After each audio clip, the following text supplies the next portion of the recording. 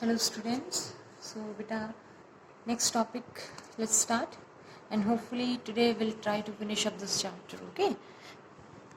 So application of fractional distillation. That day we did the fractional distillation. So in fractional distillation, what happens? It is a process of separating a mixture of two or more liquids which get dissolved in each other. Okay. So very important application of this fractional distillation is that it is used in the separation of the components of air, right? It is used in the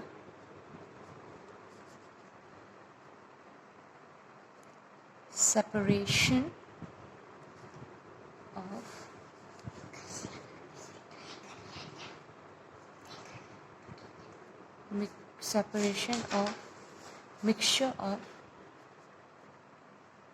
gases of air. ठीक है बेटा, जो as you all know that air is a mixture of various gases. So by using the technique of fractional distillation, we can separate each and every gas of this air. Mainly, the main component of air is nitrogen, oxygen, argon, carbon dioxide and all. So how can we use this technique? This will do today. Okay, this is it. So बेटा, जैसे कि मैंने अभी आपको बताया, the main components nitrogen, oxygen, argon, carbon dioxide, helium, neon, these are all the gases, right? So let's see now. So basically, as we know that fractional distillation is based on the principle of difference in the boiling points. Difference in the boiling points of liquids, and that difference is less than 25 Kelvin. ठीक है बेटा, तो ये आपका main है. अब जैसे कि इस टेक्निक में हम देखेंगे, will separate nitrogen, oxygen and argon, right? चलिए, now the boiling point of nitrogen is -196 degree Celsius. Okay, oxygen boiling point is 183 degree Celsius minus. Argon, its boiling point is 186, -186. Okay? So from here it is very clear that they boil at a very low, all these gases, they boil at very low temperatures. Basically they are present in the which form? They are present in the gaseous state. तो इनका जो liquid state exist करेगा वो काफ़ी कम temperature पे exist करेगा. ठीक है, और ये टेम्परेचर है जब ये गैसेस क्या होती है, बॉयल करती है, which is very low. Now if you are asked to arrange these gases according to their temperature, so nitrogen has the lowest boiling point. Nitrogen का बॉइलिंग पॉइंट क्या है बेटा, लोवेस्ट, सबसे कम. ठीक है, बिकॉज इट इज नेगेटिव. ठीक है, and oxygen its boiling point, then comes argon. Its boiling point is -186 degree Celsius. Then comes oxygen, -183 degree Celsius. It is the highest boiling point.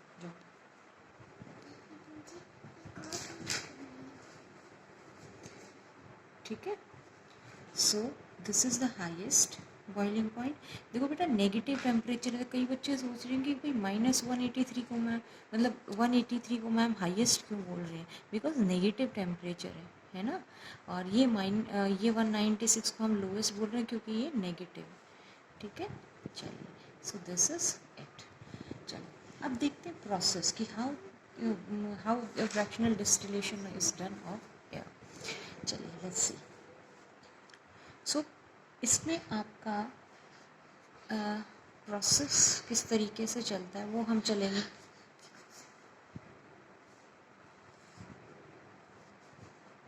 First of all we have to filter the air. First क्या करेंगे बेटा, हम air को filter करते हैं। Filtration क्यों किया जाता है? Just to remove the dust,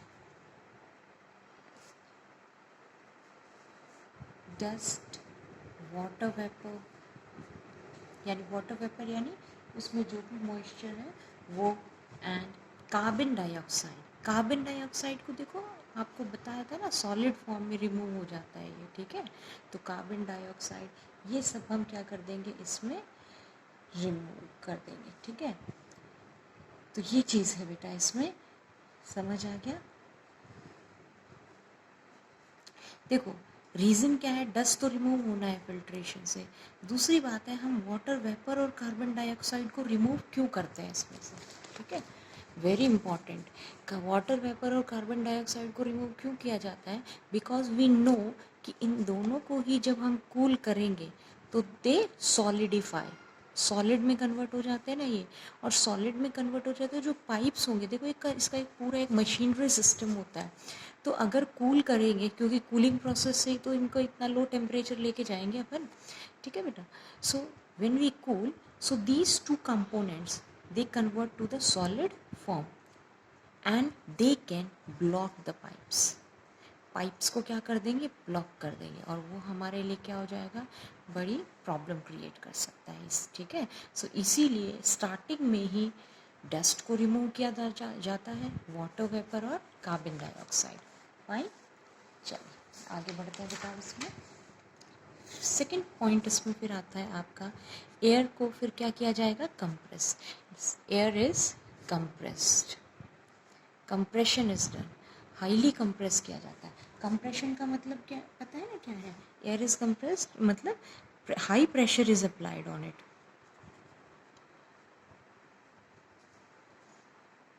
high pressure is applied, ठीक है। प्रेशर हाई अप्लाई करके और फिर इसको क्या किया जाता है, कूल कर दिया जाएगा। These are the two important, pressure कैसा होगा, हाई, और टेम्परेचर कैसा होगा, लो। then only gases can be compressed and they get converted to liquid state, ये ध्यान रखना, ठीक है। तो गैस एयर को क्या किया जाता है, कंप्रेस किया जाता है, हाई प्रेशर अप्लाई करके कूल यानी टेम्परेचर लो किया जाता है, ठीक है। समझ में आ गया, ये था इसमें आपका। फिर क्या होगा बेटा, इसके बाद में ये जो एक कूल्ड एयर है, इसको एक्सपैंड करने के लिए एक चैम्बर के थ्रू हम पास करते हैं, ठीक है। और this expansion cools the air, उसको बहुत ही ज़्यादा उसकी कूलिंग कर देगा, ठीक है। तो ये चीज़ इसमें प्रोसेस इस तरीके से चलते रहते हैं। देन आपको जैसे मैंने बताया अभी, ड्यू टू दीज टू, आपकी जो एयर थी वो किस में कन्वर्ट हो चुकी है, कौन सी फॉर्म में कन्वर्ट हो चुकी है, अभी लिक्विड एयर में कन्वर्ट हो चुकी है वो, ठीक है। तो अब जो लिक्विड एयर है, यानी जो प्रोसेस ऑफ कंप्रेशन, कूलिंग और रैपिड एक्सपेंशन उसमें बार बार जब रिपीट हो रहा है, ठीक है, तो इतनी कूल हो गई है एयर आपकी कि वो किस में कन्वर्ट हो गई है, लिक्विड में, ठीक है। अब इस लिक्विड एयर को, fine, now this liquid air is fed into a fractionating column। अब इसको फ्रैक्शनेटिंग कॉलम में हम लोग ट्रांसफ़र कर देंगे, फाइन। चलिए अब फ्रैक्शनेटिंग कॉलम में जब करेंगे ट्रांसफ़र, तो इसको धीरे धीरे से फिर क्या किया जाएगा, इसको वार्म किया जाएगा, ठीक है। स्लोली वी वार्म इट, और वार्म करने के बाद में देखो मैंने आपको बताया था, एयर में से आपकी मेन जो चीज़ें थी वो हमने फिल्ट्रेशन के दौरान रिमूव कर दी। उसके बाद हमारे पास क्या क्या प्रेजेंट है बेटा, liquid nitrogen. We have liquid nitrogen, जो कि किस में प्रेजेंट है, आपका लिक्विड एयर में। लिक्विड में होंगे सारे पार्ट्स, ये ध्यान रखना बेटा, लिक्विड एयर में, ठीक है। As we know it has the lowest boiling point. इसका बॉइलिंग पॉइंट क्या था, it has the lowest boiling point. What was it, it was -196 degree Celsius, ठीक है, तो ये चीज़ थी बेटा। तो सबसे पहले जिसका बॉइलिंग पॉइंट लो है तो ये फर्स्ट बॉइल, सबसे पहले यही बोल, at first it boils, it is the first one to boil. ठीक है, और फिर इसको कलेक्ट कर लिया जाता है आपके फ्रैक्शनेटिंग कॉलम में। देन फिर आता है सेकेंड पार्ट में हमारे पास में क्या आएगा बेटा, लिक्विड आर्गन। ठीक है, आर्गन का boiling point was 186 degree Celsius. Okay, now argon boils off next. Nitrogen सबसे पहले बॉईल किया, उसके बाद बॉईल कौन करेगा, argon. It boils off next, nitrogen के बाद में argon according to the boiling point. देखो यहाँ हमने इनको अरेंज किया था, जिसका लोवेस्ट बॉइलिंग पॉइंट है वो सबसे पहले बॉईल करेगा, देन आर्गन, और लास्ट में बॉईल कौन करेगा बेटा, ऑक्सीजन, लिक्विड ऑक्सीजन। ठीक है, लिक्विड ऑक्सीजन लास्ट में बॉईल करेगा as it has 180 degree -183 degree Celsius. ठीक है, so at last it boils off. ठीक है, ये चीज़ है इसमें। ठीक, तो देखो क्या है, बड़ा ही फ्लो चार्ट के थ्रू इसको हम समझ सकते हैं, बहुत ही सिंपल प्रोसेस है। Air what we did, we compressed, filtration that is a normal thing।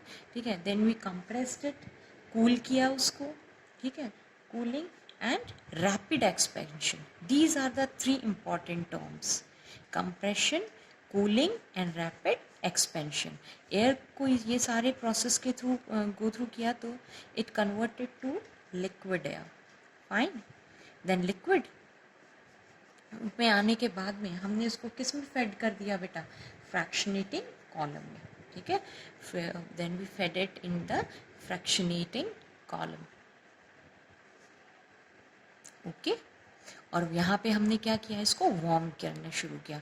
तो वार्म करने शुरू करने पे we have the three gases, nitrogen gas, argon gas and oxygen gas। nitrogen its boiling point is -196 degree Celsius, argon is -186 degree Celsius, then oxygen is -183 degree Celsius।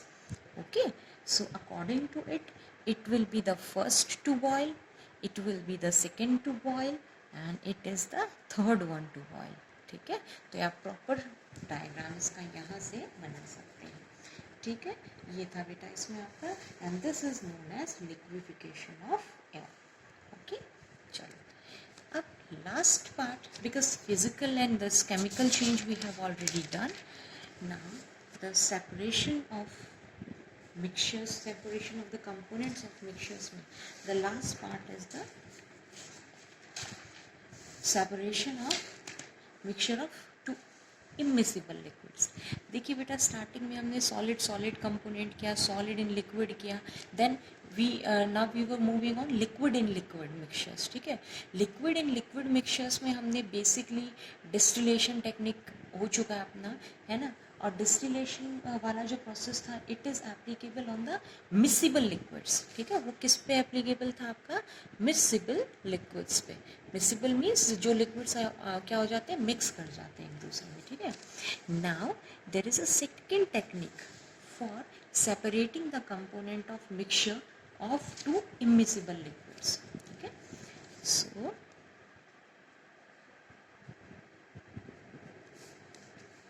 separation of a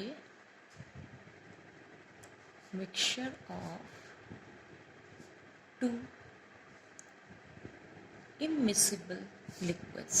immiscible मतलब जो एक दूसरे में mix नहीं हो पाते हैं, like oil and water.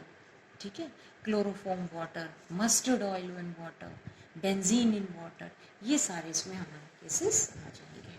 ठीक है बेटा, चलिए, so let's take some example for it. Liquid mixture जो कि किस टाइप के हैं आपके, इमिसिबल। Okay, heavy. अब देखो इसमें आपका ये किस तरीके से होता है, this technique is based on the density, density के बेसिस पे हम इनको सेपरेट करते हैं. तो one liquid is heavy and the other one is lighter, हल्का होता है. एंड आपको इतना सबको पता होगा कि जो लिक्विड हैवी है जिसकी डेंसिटी ज़्यादा है वो it settles eight the bottom and the light over one it floats on the surface. Okay, so we can take the example of benzene and water mixture. Okay, so heavier, इसमें से heavy कौन है? water. तो water will be at the bottom and the lighter one is benzene.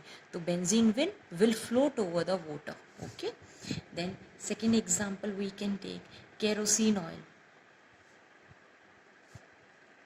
plus water. Same thing here, heavy is water and kerosene it is lighter, so it will be floating over the water. Then we have turpentine oil and water. तो turpentine oil आपका light रहेगा, water heavy. Same is the case with mustard oil and water. Mustard oil light रहेगा and water will be heavy. Another important example, यहाँ confusion हो जाती है, chloroform and water. बच्चों को बस इतना हो रहता है कि वाटर हैवी है, वाटर हमेशा नीचे रहेगा, लेकिन यहाँ थोड़ा सी प्रॉब्लम बेटा, यहाँ हैवी होता है आपका chloroform. Okay, heavy is chloroform. तो chloroform will be at the bottom and water being lighter it will be floating above. Okay, so very important example it is. चलो now let's see how it is done. ठीक है, तो सबसे पहले इसमें हम जो इंस्ट्रूमेंट यूज़ करते हैं ये टू इमिसिबल लिक्विड्स को सेपरेट करने के लिए, that instrument is known as, उस इंस्ट्रूमेंट को क्या कहते हैं बेटे? You will see in your labs, it is known as separating funnel. क्या बोलते हैं बेटा इसको? सेपरेटिंग फनल बोलते हैं. ठीक है, कैसा शेप होता है इसका? देखिए इस तरीके से शेप होता है इसका, आपको शो करनी. यहाँ एक नोब होता है इसमें. ठीक है, यूज़ कैसे करेंगे अभी आपको समझाऊंगी इसमें. फाइन, चलो देखिए इधर आप लोग. First of all let's see the principle involved. इसमें प्रिंसिपल कौन सा इन्वॉल्व है आपका? चलो, सो सेपरेशन ऑफ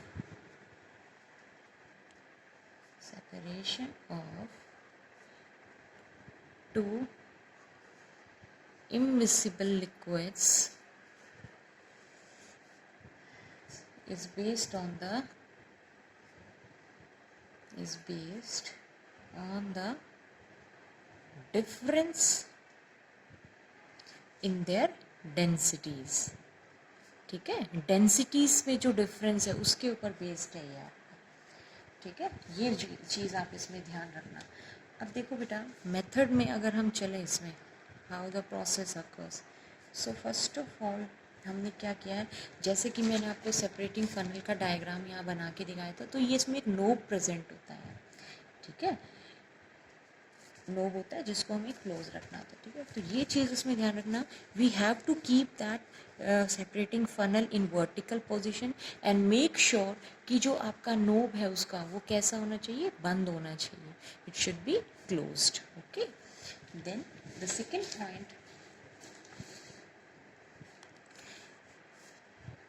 is, देखो मैं आपको इसका डायग्रामेटिकली बता दूँ. दिस इज योर स्टैंड, ये स्टैंड है अपना. ठीक है, हमने इस स्टैंड पर आपका वो सेपरेटिंग फनल इस तरीके से लगा दिया है ऐसे. ठीक है, ये इसका नोब है यहाँ से. चलो अब देखो, नोब क्लोज होना चाहिए, वर्टिकल पोजीशन में हमने डाल दिया. अब क्या किया हमने? सेकंड स्टेप अपना क्या है इसमें? We poured the mixture. Any one example, कोई भी मिक्सचर का एग्जाम्पल आप लिख सकते हो उसमें. Let's take benzene and water. We pour the mixture of benzene and water in this separating funnel. ठीक है, इसमें इसको पोर कर दिया. Then we allow it to rest for some time. उसको सेट होने दे कुछ टाइम, ये नहीं कि तब की तभी वो आप उसको ऑन कर देंगे. ठीक है, allow the mixture to stand, मतलब अनटच रहने दे उसको थोड़ी देर के लिए. To stand for half an our.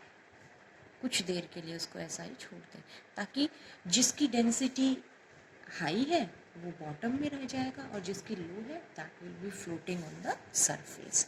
ठीक है, तो मान लीजिए मिक्सचर इसमें आपने डाल दिया और इसमें 2 लिक्विड्स हैं, we have taken water and benzene. तो out of this water is heavy, तो वाटर तो यहाँ इस तरफ होगा आपका और बेंजीन ऊपर, ये वाला मान लीजिए बेंजीन हो जाएगा इसमें। ठीक है, हाफ एन आवर तक हमने इसको ऐसे स्टैंड करने दिया। देन बेटा सेपरेट आउट तो उसमें हो जाएगा, आपको क्या है कुछ टाइम बाद 2 डिस्टिंक्ट लेयर्स उसमें दिखाई देंगी। You will notice 2 distinct layers, अलग अलग पता चलेगा आपको। ग्लास का बना हुआ होता है, ग्लास फनल होता है। ठीक है, 2 distinct layers can be observed, clearly आप ऑब्जर्व कर पाएंगे। ठीक है, बेंजीन लाइटर है तो टॉप पे रहेगा, वाटर हैवी है तो वो बॉटम पे रहेगा। ठीक है, अब नेक्स्ट स्टेप अपना क्या है, वी प्लेस ए कंटेनर। मान लीजिए एक बीकर इसके नीचे यहाँ पे हमने प्लेस कर दिया। ठीक है, और जो इसका ये टैप है या नोब है, इसको मतलब थोड़ा सा धीरे से ऑन कर देना। तो घुमा, ये नहीं कि पूरा कि इस ऐसे पानी की तरह बिल्कुल बाहर आ जाए, नो, ड्रॉप बाय ड्रॉप आना है इसको। तो हल्का सा हम क्या करते हैं, नोब को टर्न करते हैं तो वाटर इतने या मतलब ऐसे कि वाटर ट्रिकल करता है, बिल्कुल ट्रिकल मतलब ड्रॉप बाय ड्रॉप आना चाहिए आपका। ठीक है, तो नोब को आप ऑन करेंगे सो दैट वाटर कम्स ऐसे ड्रॉप बाय ड्रॉप, धीरे धीरे आएगा। भाई नीचे की तरफ तो वाटर ही है ना, बॉटम में क्या है, बॉटम साइड में वाटर है and on the upper layer is benzene. ठीक है, तो ड्रॉप बाय ड्रॉप आपका वाटर उसमें से आने लग जाएगा। अब जैसे ही सारा वाटर ड्रेन आउट इसमें से हो जाए, क्लोज द नोब, इस नोब को हम क्या कर देंगे वापस से बंद। बहुत ही माइन्यूटली ऑब्जर्व करना है आपको। ठीक है, जैसे लास्ट ड्रॉप यहाँ से आती है वैसे ही नोब को आपको क्लोज कर देना है इसमें। ओके, तो फिर क्या करेंगे, इस कंटेनर को आप यहाँ से हटा दीजिए। Then you can place another container, दूसरा बीकर आप रखें और जो इसमें बचा हुआ है बेंजीन उसको आप उस कंटेनर में कलेक्ट कर लीजिए।